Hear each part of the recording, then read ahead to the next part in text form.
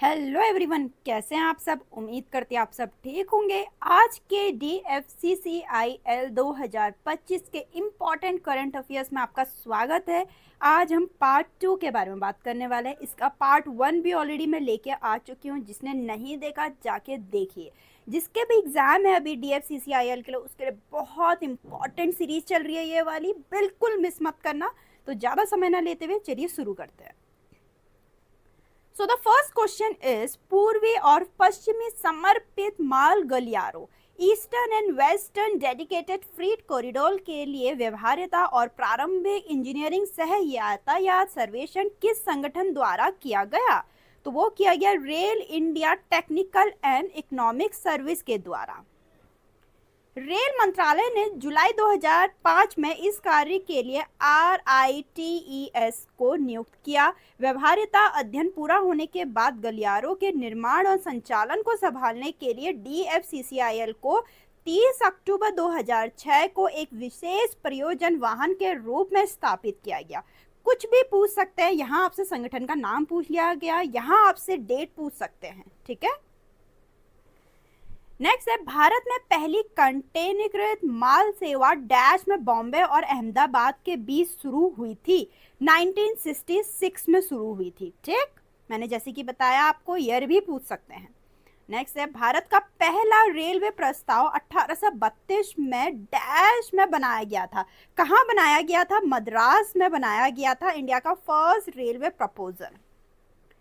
Next है 2028 के ग्रीष्मकालीन ओलंपिक खेलों की मेजबानी कौन सा देश करेगा। करंट अफेयर है, क्वेश्चन कुछ भी पूछा जा सकता है।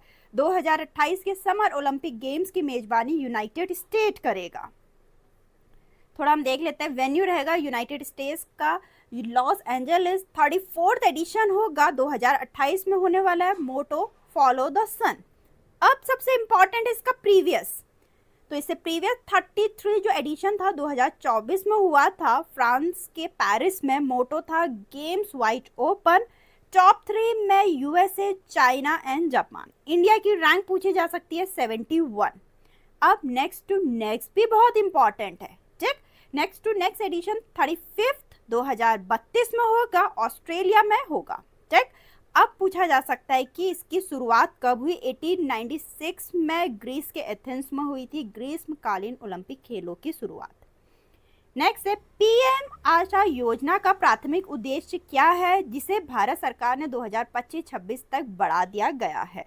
इसका है फार्मर्स को सपोर्ट करना, ठीक है। PM आशा क्या है? प्रधानमंत्री अन्नदाता आय संरक्षण अभियान स्कीम। इस योजना का उद्देश्य किसानों को उनकी उपज के लिए लाभकारी मूल्य सुनिश्चित करके बेहतर आय सहायता प्रदान करना है।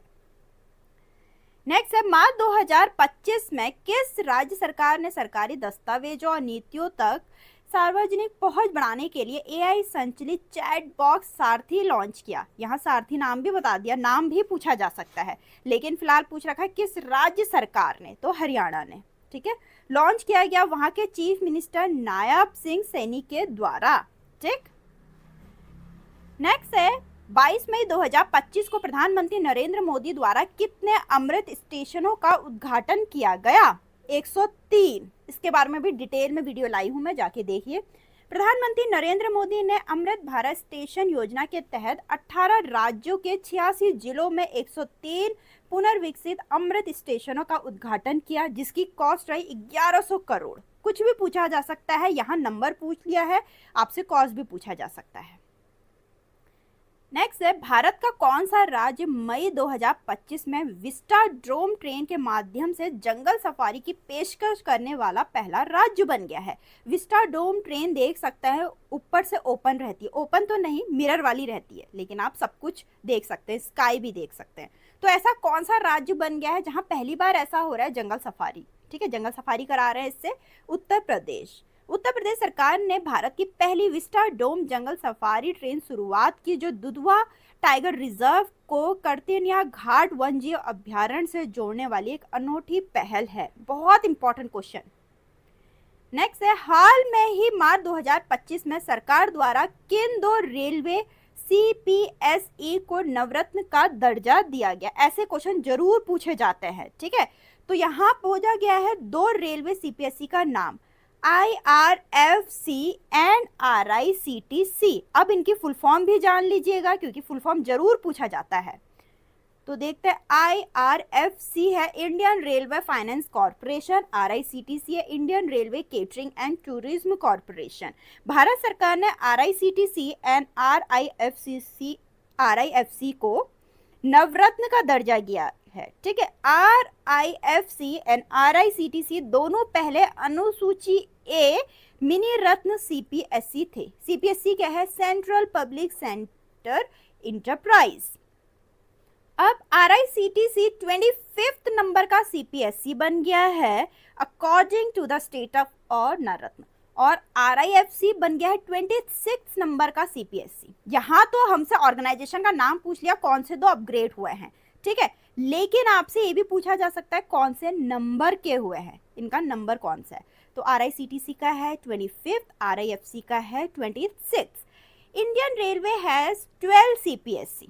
ठीक, पूछ सकते हैं कितने CPSC हैं इंडियन रेलवे के पास, तो 12 हैं। तो जिसमें है Concor, RVNL, IRCON, RITES, RailTel, RIFC and RICTC has given Navratna status. The first railway CPSC जिसको नवरत्न का स्टेटस मिला था वो कॉनकॉर था, जो जुलाई 2014 में मिला था।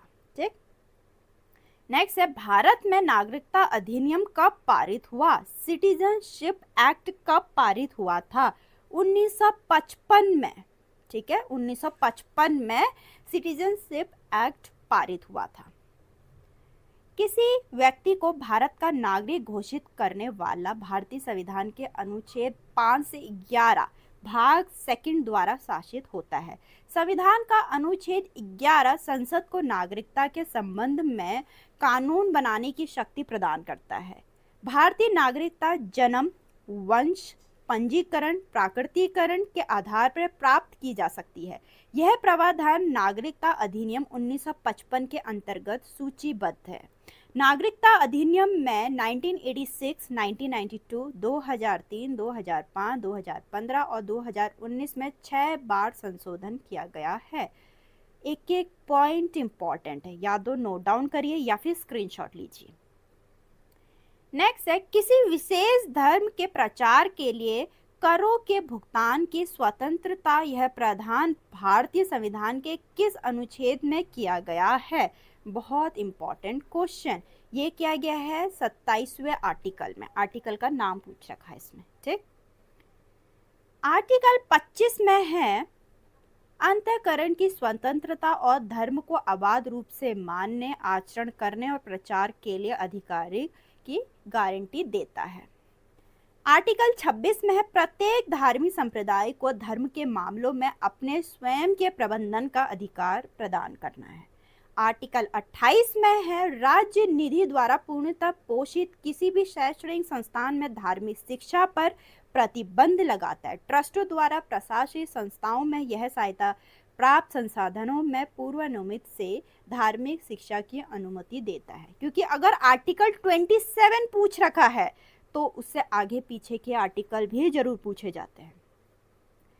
नेक्स्ट है, बाल विवाह निरोधक अधिनियम अप्रैल 1930 के प्रणेता कौन थे? कौन पायोनियर थे चाइल्ड मैरिज रिस्ट्रेन एक्ट अप्रैल 1930 के? वो थे राय बहादुर हरबिलास जी। ठीक, बाल विवाह निरोधक अधिनियम 1929 को 28 सितंबर 1929 को लॉर्ड इरविन के वायस्तारत्व के दौरान पारित किया गया, जिसके तहत लड़कियों के लिए विवाह की आयु 14 वर्ष तथा लड़कों के लिए 18 वर्ष निर्धारित की गई। इसे सरदा अधिनियम के नाम से जाना जाता था क्योंकि इसके प्रमुख प्रस्तावक राय बहादुर हरबिलास सरदा थे। यह 1 अप्रैल 1930 को लागू हुआ।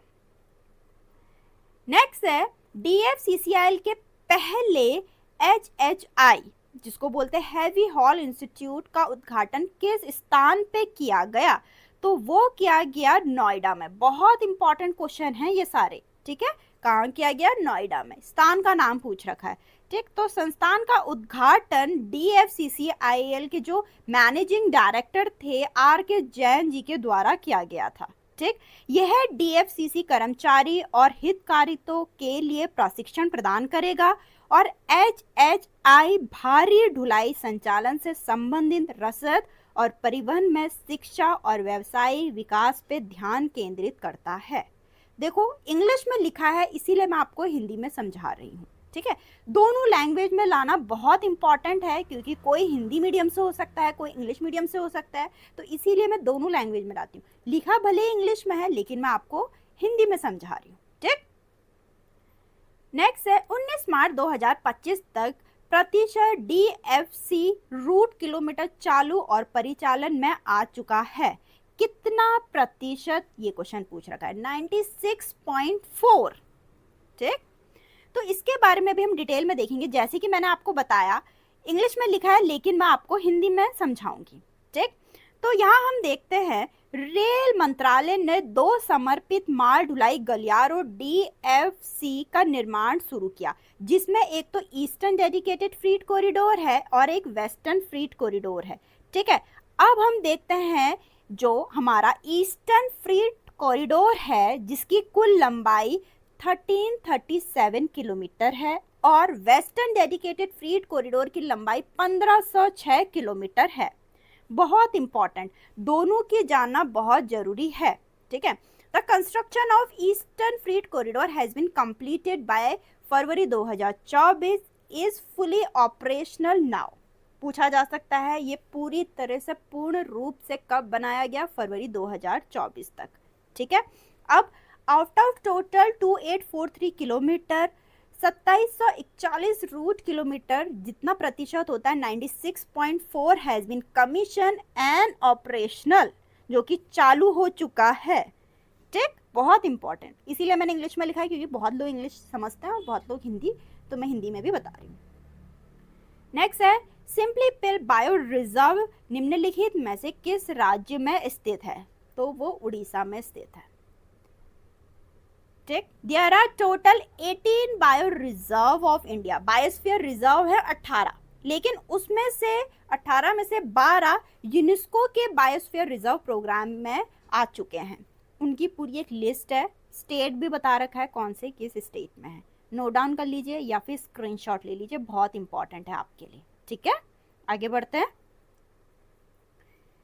नेक्स्ट है 16 मई 2025 में जारी 2025 विश्व प्रेस स्वतंत्रता सूचकांक में भारत का स्थान क्या है, भारत का 151 रैंक है। रिलीज किया गया रिपोर्टर विदाउट बॉर्डर्स के द्वारा। रैंक 1 में नॉर्वे, या तो रैंक 1 पूछेंगे या भारत की रैंक पूछेंगे। नेक्स्ट है प्रसिद्ध कथक अग्रणी कुमुदिनी लाखिया का अप्रैल 2025 में निधन हो गया। उन्हें किस वर्ष पद्म विभूषण से सम्मानित किया गया था, तो उन्हें किया गया था 2025 में, ठीक। अब इनका देख लेते हैं। जन्म हुआ था गुजरात में, ऑक्यूपेशन है Indian Kathak dancer and choreographer.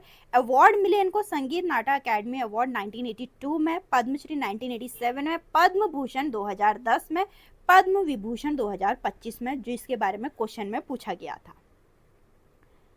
Next है रेल मंत्रालय ने डैश नए समर्पित माल गलियारों के लिए विस्तृत परियोजना रिपोर्ट तैयार करने का कार्य शुरू किया है। कितने नए समर्पित माल गलियारों का, ये पूछ रखा है क्वेश्चन में। 3 नए समर्पित माल गलियारों के लिए विस्तृत परियोजना रिपोर्ट तैयार करने का कार्य शुरू किया है, ठीक। क्वेश्चन कुछ भी पूछा जा सकता है, बिल्कुल आप ध्यान से देखिए इसको। तो अब हम इसके बारे में देखेंगे। रेल मंत्रालय ने विस्तृत तैयारी का काम शुरू कर दिया है। निम्नलिखित 3 नए डीएफसी डेडिकेटेड फ्रीट कॉरिडोर के परियोजना रिपोर्ट इस तरह से है, ठीक है। सबसे पहले ईस्ट कोस्ट कॉरिडोर जो खड़गपुर से विजयवाड़ा तक है, ये रूट बता रखे हैं। फिर ईस्ट वेस्ट कॉरिडोर जिसका है पालघर, भुसावल, नागपुर, खड़गपुर और दानकुनी, ठीक। और दूसरा रूट है उसका राज खरसावा, काली पहाड़ी और अंडाल, ठीक। फिर थर्ड है उसका नॉर्थ साउथ सब कॉरिडोर जो कि है विजयवाड़ा, नागपुर, इटारसी। आप इसका रूट नोट डाउन कर लीजिए क्योंकि आपसे कुछ भी पूछा जा सकता है, या फिर स्क्रीनशॉट ले लीजिए। नेक्स्ट क्वेश्चन है किस पंचवर्षीय योजना में माल यातायात को यात्री यातायात से अलग करने के लिए मुख्य मार्गों पर समर्पित माल गलियारों के निर्माण का सुझाव दिया गया था, तो 10th 5 ईयर प्लान जो कि 2002-2007 के बीच में था। 10th 5 ईयर प्लान 2002 से 2007 के बीच में projected that freight corridor in India would rise, मतलब 10वीं पंचवर्षीय योजना में अनुमान लगाया गया था कि भारत में माल यातायात 2001 से 2002 में 489 मिलियन से बढ़कर 2006 से 2007 के बीच में 624 मिलियन टन हो जाएगा। ठीक है, इतना बढ़ जाएगा, जो सालाना 5% की दर से बढ़ेगा। बहुत इंपॉर्टेंट, पूछ सकते हैं सालाना कितने % की दर से बढ़ेगा। इसके आधार पे जो बोला गया 10वीं पंचवर्षीय योजना के मध्यावधि मूल्यांकन में चयनित उच्च घनत्व वाले गलियारों पे समर्पित माल गलियारों की आवश्यकता का सुझाव दिया गया है। ठीक, मैंने एक एक पॉइंट आपको हिंदी में समझा दिया, क्योंकि हिंदी में जानना आप लोग के लिए बहुत जरूरी है, क्योंकि इंग्लिश में ऑलरेडी लिखा हुआ है। नेक्स्ट क्वेश्चन है, पूर्वी समर्पित माल गलियारों की ऊंचाई मंजूरी कितनी है? यहाँ आपसे हाइट पूछ रखी है। ठीक है, बहुत इंपॉर्टेंट, मैंने हर एक पॉइंट कवर कर रखा है। तो कितनी है? 5.1 मीटर। ठीक, इसके बारे में भी हम देखते हैं थोड़ा कि जो ईस्टर्न डीएफसी है वो roll on and roll off का समर्थन करने में सक्षम नहीं हो सकता, क्योंकि इसकी ऊंचाई 5.1 मीटर है, जबकि पश्चिमी डीएफसी की ऊंचाई 7.1 मीटर है। कोंकण रेलवे भारत का एकमात्र रेलवे जोन है जिसने की आरओ सर्विस को सुव्यवस्थित किया है। पूछ सकते हैं आरओ सर्विस को किसने सुव्यवस्थित किया है? कोंकण रेलवे ने। ठीक है, तो आगे बढ़ते हैं अब हम नेक्स्ट क्वेश्चन में। मार्च 2025 में संसद ने रेलवे संशोधन विधेयक 2024 पारित किया है। रेलवे संशोधन विधेयक 2024 का मुख्य उद्देश्य क्या है? इसका मुख्य उद्देश्य है रेलवे बोर्ड के कामकाज और स्वतंत्रता को बढ़ाना, to enhance functioning and independence of railway board. तो अब हम इसके बारे में की पॉइंट देखते हैं। भारतीय रेलवे बोर्ड अधिनियम 1905 के प्रावधानों को रेलवे अधिनियम 1989 में विलयित मतलब मर्ज किया गया। रेलवे बोर्ड की शक्ति में वृद्धि करना तथा निकाय की कार्यप्रणाली और स्वतंत्रता को बढ़ाना। नेक्स्ट है, सौर ऊर्जा से चलने वाला भारत का पहला रेलवे स्टेशन किस शहर में स्थित है? मैंने जैसे कि बताया, अगर फर्स्ट आ जाता है, इंडिया का फर्स्ट है, तो अपने में ही इंपॉर्टेंट हो जाता है। तो ये है गुवाहाटी में। गुवाहाटी रेलवे स्टेशन देश का पहला रेलवे स्टेशन है जो पूरी तरह से सौर ऊर्जा से संचालित है, फुली सोलर पावर्ड है। नेक्स्ट है, भारतीय रेलवे के जनक के रूप में किसे जाना गया है या जाना जाता है? लॉर्ड डलहौजी को। ठीक, स्वतंत्र भारत के पहले रेलवे बजट का प्रतिनिधित्व किसने किया? रेलवे बजट इंडिपेंडेंट इंडिया का जब रेलवे बजट तैयार किया गया, किसने रिप्रेजेंट किया? जॉन मथाई ने। जॉन मथाई ने 20 नवंबर 1947 को स्वतंत्र भारत के लिए पहला रेलवे बजट पेश किया। नेक्स्ट है, ऑपरेशन सिंदूर किस आतंकवादी घटना के जवाब में शुरू किया गया था? पहलगाम अटैक, अभी रिसेंट में हुआ है अप्रैल में। इस अटैक को कौन भूल सकता है? ठीक है, पहलगाम अटैक से भी क्वेश्चन आ सकते हैं, तो इसीलिए मैंने ये पॉइंट यहाँ पर कवर कर रखा। 22 अप्रैल 2025 को पहलगाम आतंकी हमले में 25 भारतीय और एक नेपाली नागरिक की हत्या कर दी गई थी। ठीक, यहाँ तक के इम्पॉर्टेंट क्वेश्चन है DFCCIL के पार्ट 2 में। उम्मीद करती हूँ आपको वीडियो काफ़ी पसंद आई होगी। वीडियो अच्छी लगी होगी तो वीडियो लाइक करें, चैनल को सब्सक्राइब करना ना भूलें और पार्ट 1 को जरूर देखिएगा। चलिए मिलते हैं इसके नेक्स्ट पार्ट में।